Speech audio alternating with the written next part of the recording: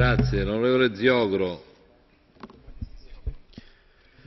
Panie Przewodniczący, dobrze, że takie sprawozdanie powstało, jednak nie sposób nie zauważyć jego istotnych braków.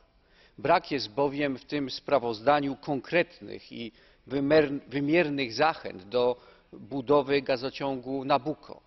Jest to niezwykle ważny projekt, którego realizacja dałaby szansę na uniezależnienie się od źródeł rosyjskich, dałaby znacznie większą pewność co do bezpieczeństwa energetycznego Europy. Niestety, jeśli nie przejdziemy od słów do czynów, jeśli Unia Europejska nie zaangażuje się w tworzenie tego projektu, to może on nigdy nie powstać i bezpieczeństwo energetyczne Unii Europejskiej bardzo wiele może na tym stracić. Również w wymiarze ekonomicznym, bo gaz, jeżeli będzie docierał od monopolisty, będzie gazem droższym, dlatego tworzenie konkurencji jest również z rynkowego punktu widzenia uzasadnione. W sprawozdaniu tym nie wspomina się o słusznej idei budowy rurociągu Sarmacja.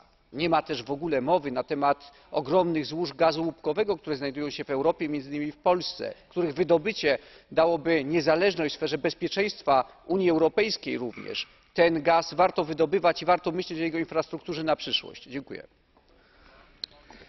Onorevole Morkuneit. Ačiū pirmininkė. Sveikinu kolegą Wagner pateikus gerai subalansuotą ir visą apimantį pranešimą, kuriame atsispindi ir tokie svarbus aspektai kaip naujų projektų poveikio aplinkai vertinimo besąlygiškumas. Taip pat nepamirštas raginamas siekti, kad trečiosios šalys laikytųsi tarptautinių aplinkosauginių ir kitų